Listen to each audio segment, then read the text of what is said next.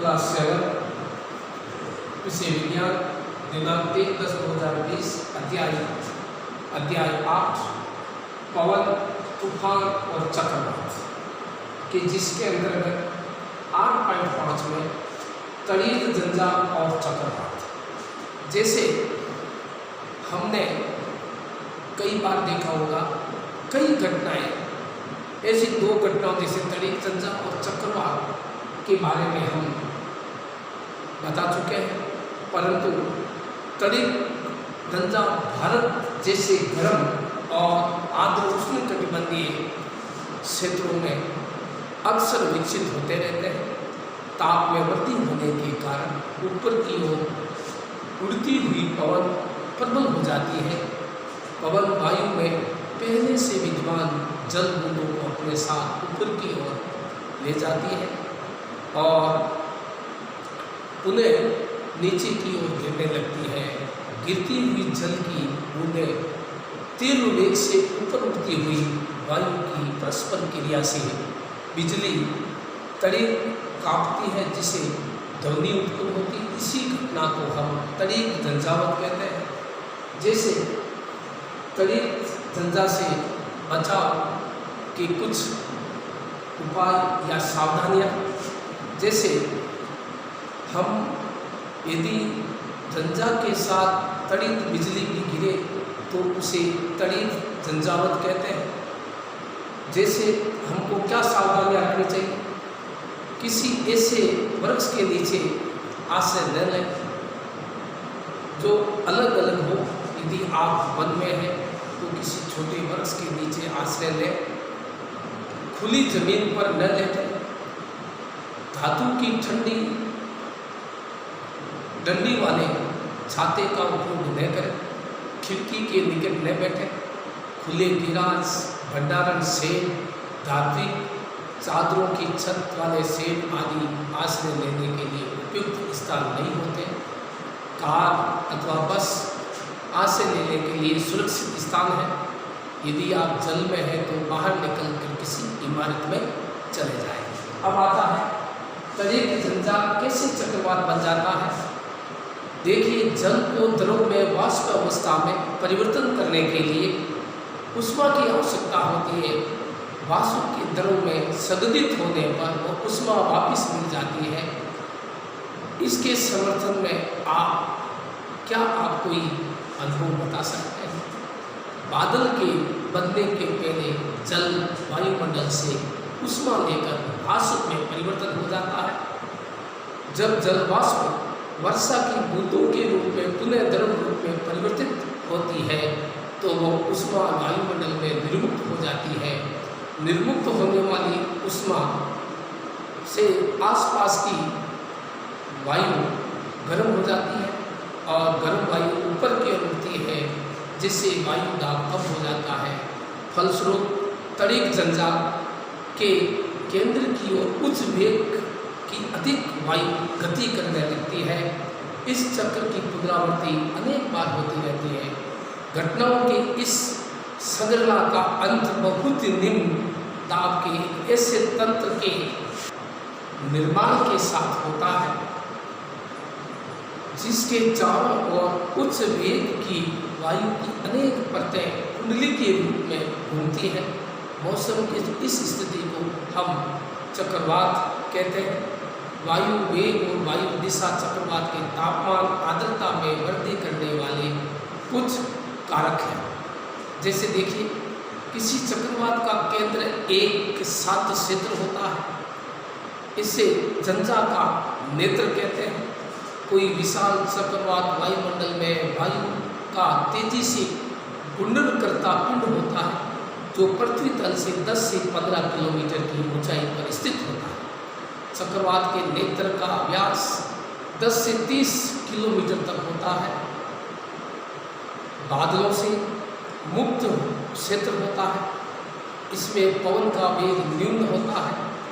इस शांत और स्पष्ट नेत्र के इर्द गिर्द लगभग 150 किलोमीटर आमाप का बादल का क्षेत्र होता है।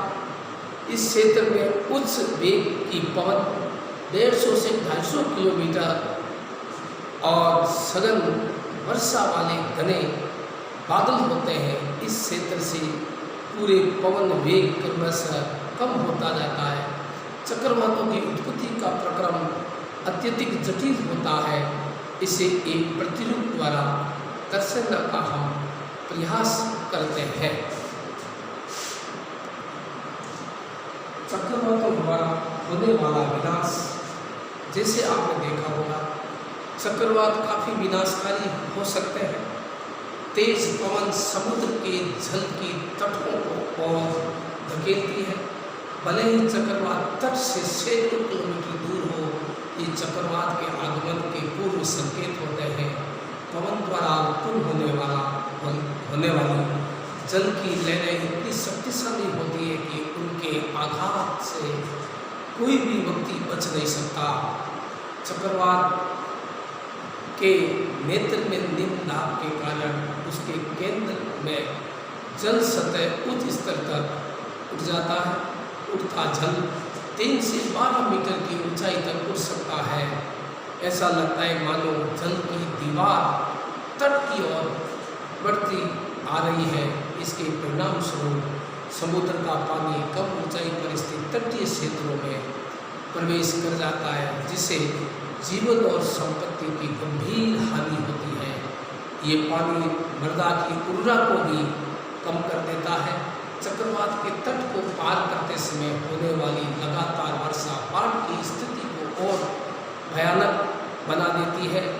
जैसे हमने देखा हुआ, चक्रवात के कारण समुद्र में जल की ऊपर उठती विशाल लहरें, समुद्र जब हवाएं चलती है तो लहरें पानी के ऊपर बहुत 10-12 मीटर ऊपर उड़ती है। जैसे चक्रवात को विश्व के मानचित्र में हम भिन्न भिन्न नाम से जाना जाता है। अमेरिका महाद्वीप में इसे हरिकेन कहते हैं, फिलीपींस और जापान में ये टाइफून कहलाता है। जैसे 60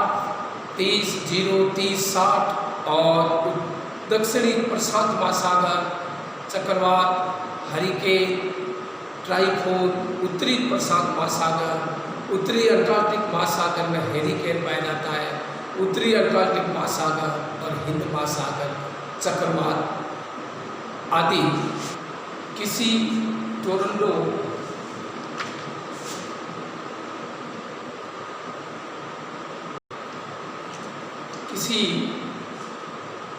टोर्नेडो का व्यास 1 मीटर जितना कम अथवा 1 किलोमीटर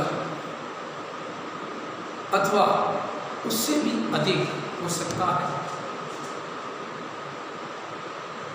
टोर्नेडो की काप जैसी संरचना उसके आधार के आसपास की धूल, पत्थर, कंकर, कचरे, अन्य छोटी बड़ी वस्तुओं को अपने अंदर खींच लेती है। निकट दाब के कारण और फिर उन्हें अपने शीघ्र के निकट बाहर की ओर धकेल कर फेंक देती है। टोर्नेडो के घातक प्रहार से जीवित रह गए कुछ व्यक्तियों द्वारा दिए गए विवरण आपकी जानकारी के लिए प्रस्तुत है।